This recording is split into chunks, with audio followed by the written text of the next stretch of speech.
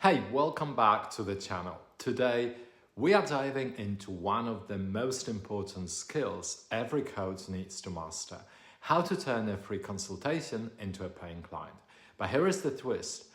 We are not going to talk about selling. In fact, the key to a successful discovery call isn't about convincing someone to work with you. It's about listening, asking the right questions, and helping them see for themselves why they need your help. By the end of this video, you'll have a step-by-step guide to running discovery calls that convert leads into paying clients without ever feeling like you're trying to sell. Let's get started. Step 1, set the tone for a conversation. Not a sales pitch. The first step to a successful discovery call is to set the right tone. This isn't a sales pitch, it's a conversation. Your goal is to create a safe, open space where your potential client feels comfortable sharing their challenges and goals. Start by introducing yourself briefly, but don't dive into your credentials or services right away. Instead, let them know that this call is about them. Here is an example of how you might start. Hi, Jane. Thanks so much for taking the time to chat with me today. I know your time is valuable, so I want to make sure we use this call to focus on you and your goals. My goal is to understand where you're at, where you want to go, and whether I can help you get there. How does that sound? This sets the tone for a collaborative, client-focused conversation, not a one-sided sales pitch. Step 2, listen with curiosity. Once you've set the tone for a collaborative, client-focused conversation, it's time to listen, and I mean really listen. Most coaches make the mistake of talking too much on discovery calls, but the key to success is to let your potential client do most of the talking. Your role here is to guide the conversation with thoughtful questions and then step back to truly hear what they have to say. Ask open-ended questions that encourage them to share their story, their challenges, and their goals. For example, what's been your biggest challenge in a specific area lately? What would success look like for you in the next 3 to 6 months? What have you tried so far, and what's worked or not worked? These types of questions invite them to open up and share more deeply about their experiences. As they speak, listen with curiosity. Don't interrupt or jump in with solutions. Just let them share. The more they talk, the more they'll feel heard and understood, and the more you learn about their needs.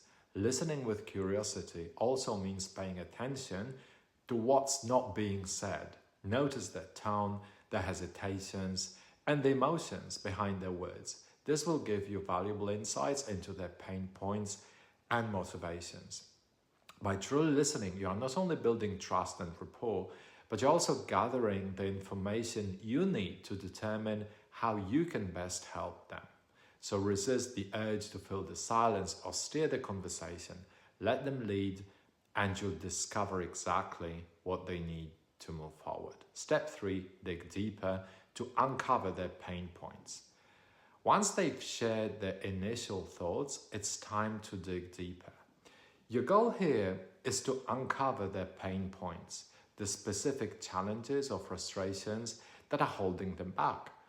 While the initial response may give you a general idea of what they are struggling with, the real value comes from exploring the nuances of their situation. This is where you'll gain the insights needed to position your coaching as the solution they've been looking for. Ask follow-up questions that encourage them to go deeper into their experience. For example, you mentioned a specific challenge. Can you tell me more about how that's been affecting you? What's been the biggest obstacle in achieving a specific goal? How would solving this problem change your life or business? These questions are designed to help them articulate their pain points more clearly. Often people aren't fully aware of the root cause of their struggles until they're prompted to reflect on it. By asking thoughtful, probing questions, you are helping them gain clarity And in the process, you are gathering the information you need to show how your coaching can help. For instance, if they say they're struggling with time management, dig deeper to understand the specific ways this is impacting their life. Are they missing deadlines, feeling overwhelmed, struggling to balance work and personal life? The more specific you can get, the better you'll be able to tailor your coaching to their needs. Another powerful question to ask is, what's at stake if you don't solve this problem? This helps them see the consequences of inaction, which can be a powerful motivation. It also reinforces the value of finding a solution, making them more likely to invest in your coaching. By digging deeper, you are not only helping them articulate their pain points, you are also building trust and showing that you genuinely care about their success. This sets the stage for a natural transition into discussing how your coaching can help them overcome these challenges and achieve their goals. So don't rush this part of the conversation. Take the time to explore their struggles in detail, and you'll position yourself as the coach who truly understands their needs. Step 4, elicit the one thing that would help them move forward. Now that you've uncovered their pain points, it's time to focus on the one thing that will help them move forward. This is where you help them see the value of your coaching without ever trying to sell them. By identifying their most pressing need, you are not only helping them clarify their priorities, but also showing them how your coaching can directly address what's holding them back. Ask questions that encourage them to pinpoint the single most impactful area where they need support. For example, if you could solve just one thing right now, what would make the biggest difference for you? What's the one thing that's been holding you back the most? If we could work on one area together, what would you want to focus on first? These questions are designed to help them zero in on what's truly important. Often people feel overwhelmed by multiple challenges, but when they are asked to identify the one thing that would make the biggest difference, it becomes easier for them to see a clear path forward. For instance, if they're struggling with both time management and self-confidence, they might realize that improving their time management would free up mental space to work on their confidence. By focusing on this one area, they can start making progress immediately, and they'll see the value of your coaching in helping them achieve that progress. This approach also helps you tailor your coaching to their specific needs. Instead of offering a generic solution, you're addressing their most pressing challenge, which makes your coaching feel more relevant and valuable.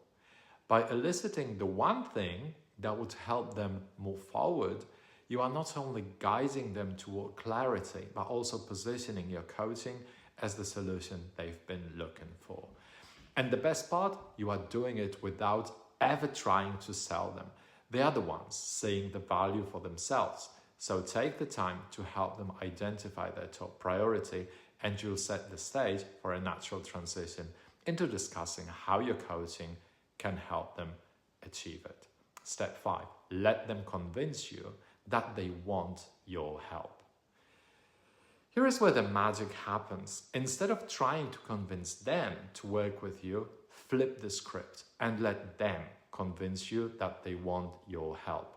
This approach shifts the dynamic from a sales pitch to a collaborative conversation where they're actively articulating why they need your support. It's a powerful way to build trust and help them see the value of your coaching without ever feeling like you are pushing them to make a decision.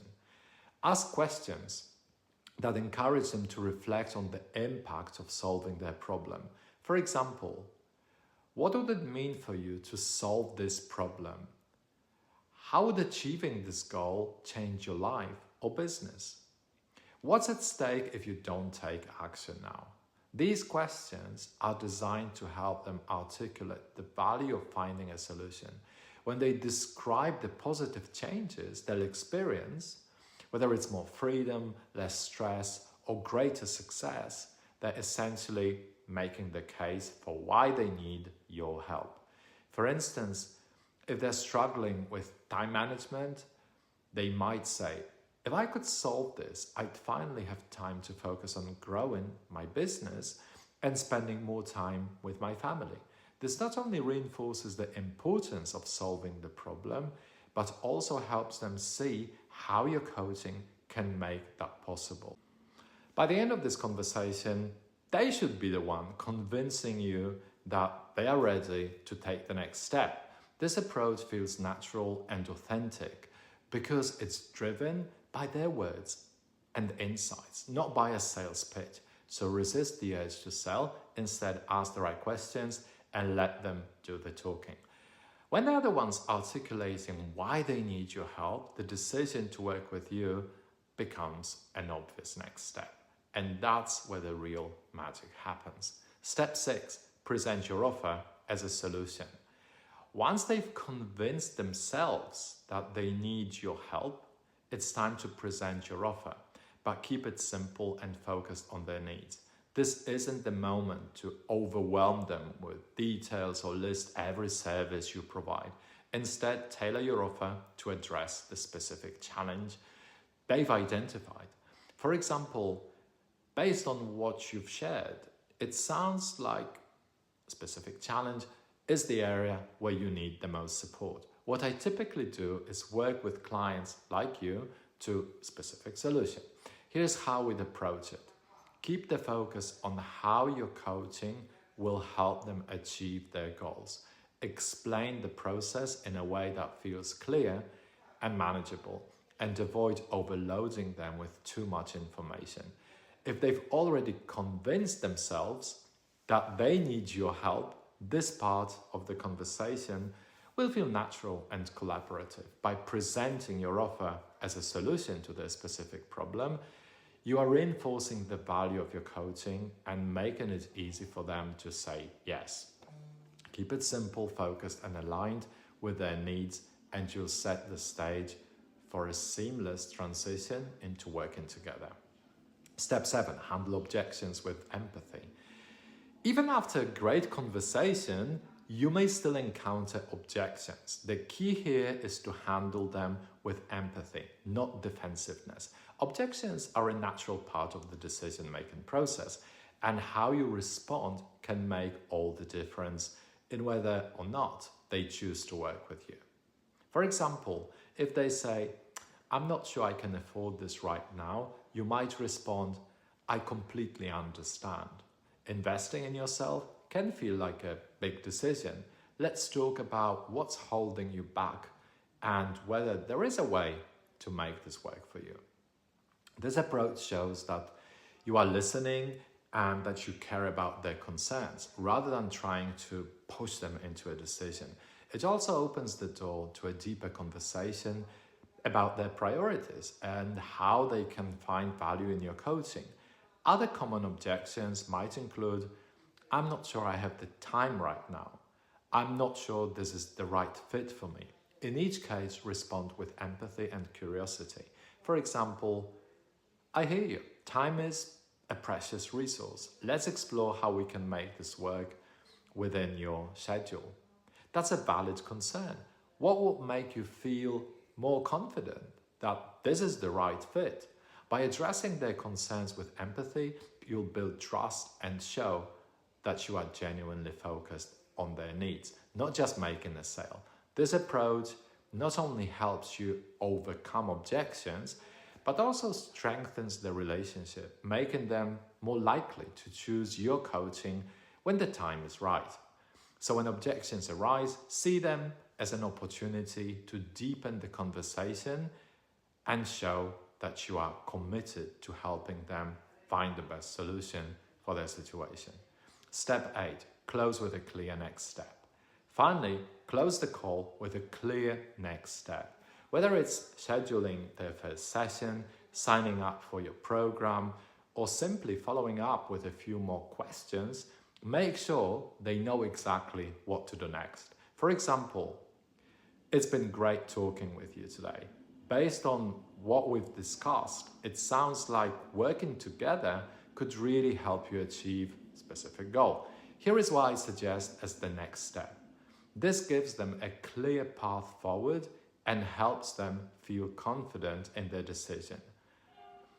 And that's it, a step-by-step guide to turning a free consultation into a paying client without ever feeling like you are trying to sell. Remember, the key to a successful discovery call isn't about convincing someone to work with you.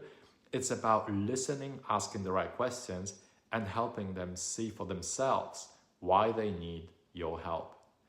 If you found this video helpful, give it a thumbs up and share it with a fellow coach who's looking to improve their discovery calls. And don't forget to subscribe for more actionable tips on building your coaching business.